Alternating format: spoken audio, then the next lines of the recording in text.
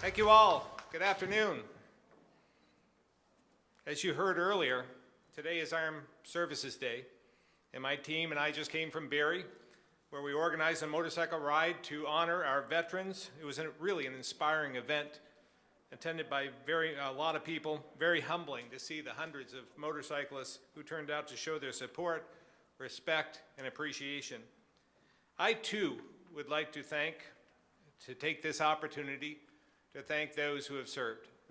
We can't thank you enough for all you've done for each and every one of us, to give us this opportunity to stand before you together. Without your sacrifices, that wouldn't be possible. So thank you very much, and we appreciate your continued service and those who have served previously. I'm very honored to be here today to address another group of hardworking individuals. Those of you in this room, you are the backbone of the Vermont Republican Party. Your dedication and efforts on behalf of candidates across Vermont are remarkable. And the very thing that will lead us to victory in 2016. I thank you for all your good work. On a much more somber note, I attended the funeral of Gordon Booth this morning. He was the quintessential Vermont Republican, mild-mannered farmer, business owner, and public servant. He served in the State House for a long time, alongside some of you as well.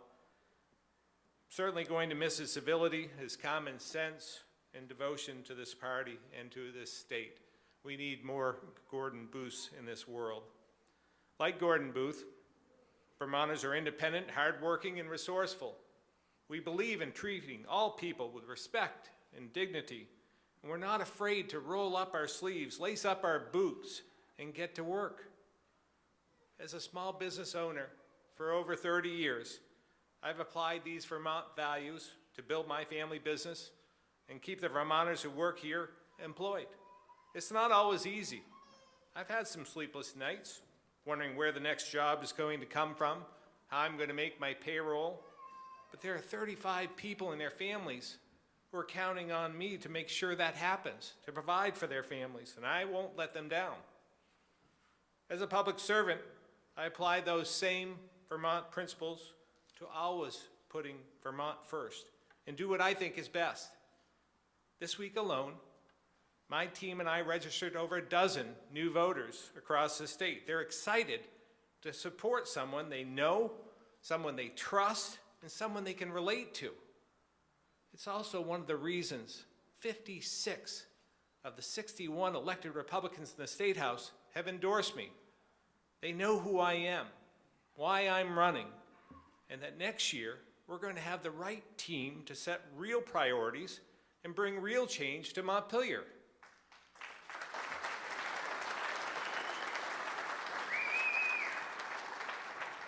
While I'm on the subject of our elected officials, as has been mentioned before, I want to take a moment to thank you for serving in the legislature.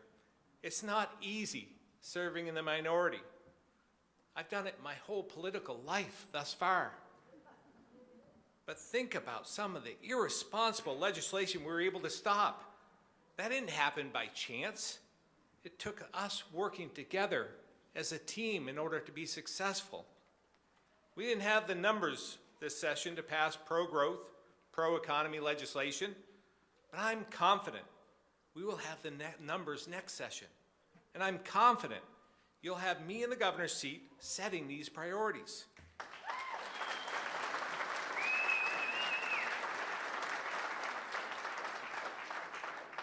In business and in public service, I always put Vermont values first. I always treat people the way I want to be treated. It's one of the reasons that in 16 years of public service, I've never once run a negative campaign or advertisement, and I don't plan to start one now.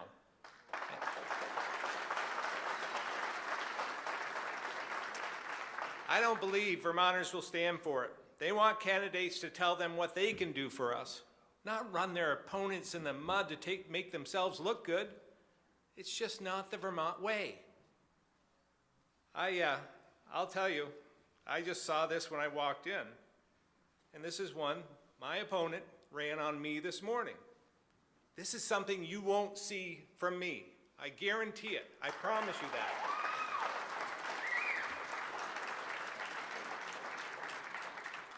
This is DC tactics at its worst, and it's not for something we need in Vermont.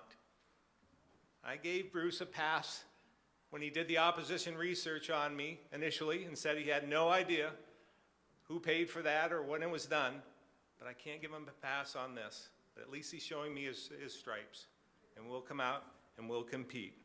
Now more than ever, we need to return to our Vermont values to reverse the growing crisis of affordability, revitalize our economy, and restore faith and trust in state government. And that is why I'm running for governor.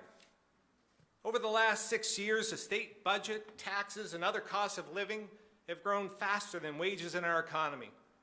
These trends, along with a stagnant, aging population, have caused our workforce to shrink by 2,500 workers every year since 2010.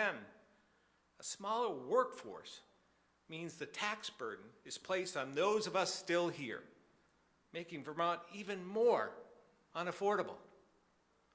It should be obvious to the supermajority in the legislature that we need to take action, growing the economy. But in the last biennium, 1,211 bills were introduced. 30 of those would have had a positive effect on the economy, and only 3 passed.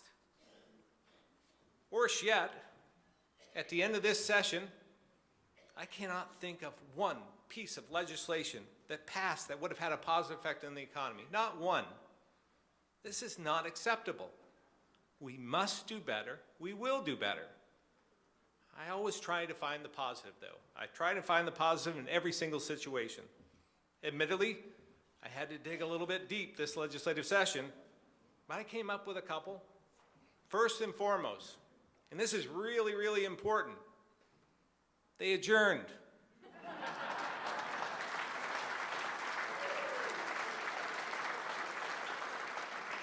They did that before they could do any more harm.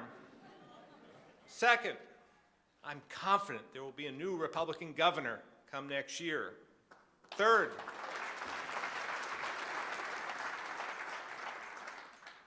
there will be a new Republican lieutenant governor as well. And I look forward to having some company. It's been a little lonely up there for the last 4 or 5 years. But I look forward, Randy, to seeing you up there. Fourth, we will gain seats in the House and the Senate. I'm confident of that. This is something we can all look forward to if we work really hard, put our efforts into this next election. I can feel it. There's a change in the air. People are so frustrated. I know Vermont can be one of the most vibrant and diverse economies in the world. I know we can make Vermont more affordable, restore growth, expand the middle class, lift wages. And I know that with pro-growth policies, we can generate more revenue without raising taxes. That can be invested in innovation in our classrooms, job training, modernizing state government, and fighting the opiate epidemic. I'm running for governor because we need leadership that will set the right priorities and restore balance.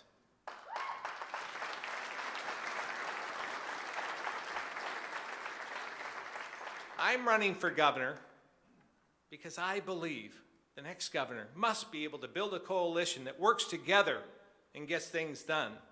I'm running because Vermont needs a leader that understands the struggles of everyday working Vermonters.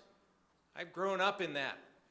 I'm a blue-collar worker. I've been from a blue-collar community, and I still like to lace up my boots every single day.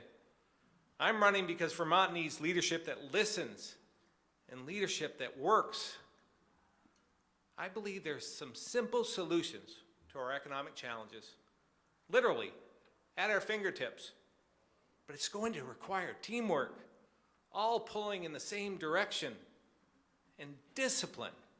Growing our economy should not just be a priority, it should be the priority. And as governor, I would set that agenda. One of my first priorities in office will be building a budget that Vermonters can afford.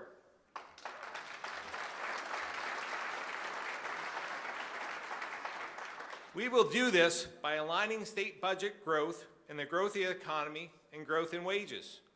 To be clear, I'll support any reasonable idea that lowers costs for families and businesses, and I will oppose those who do not. It may mean, and if that means we have to veto some bills, so be it.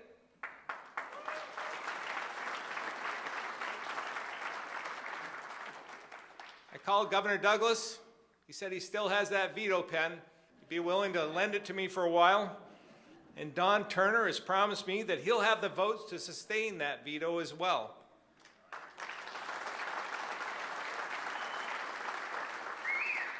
I will also fight for a 90-day limit to legislative sessions and a shift to two-year budgeting.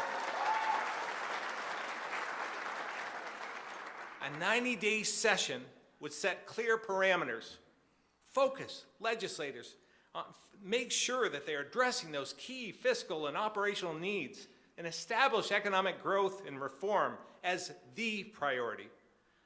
A predictable session would also encourage more working Vermonters and small business owners to serve, halting Vermont's transition to a professional political legislature.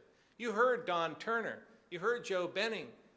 It's difficult to get people to run because they're committed to their businesses, committed to their families, and you never know how long it's going to be. Some of you sitting out here in the room understand this. I served in the Senate for 10 years before becoming Lieutenant Governor. I think we went until June 8th one time, and that's not good enough. People need to know what the end date is so they can go to their employer, they can ask them, they can tell them, I'll be done by April 1.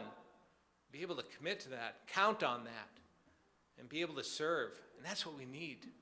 We need a diversified background. We need more people that assign the front of a check rather than the back of a check all the time. We need some more common sense folks. Establishing a two-year budget will impose more fiscal discipline, strengthen planning and management, and reduce costs. Biennial budgeting will also provide the foundation we need to modernize government in ways that lower operational costs and reduce the cost of budgeting the process itself. It would allow us to produce a budget that helps Vermonters get ahead. Over the past 10 years, Vermont's economy grew at less than 2% each year. Meanwhile, state spending has grown at nearly 5%. As governor, I will not propose, nor will I sign, a budget that grows faster or grows more than the economy or household wages in the previous year.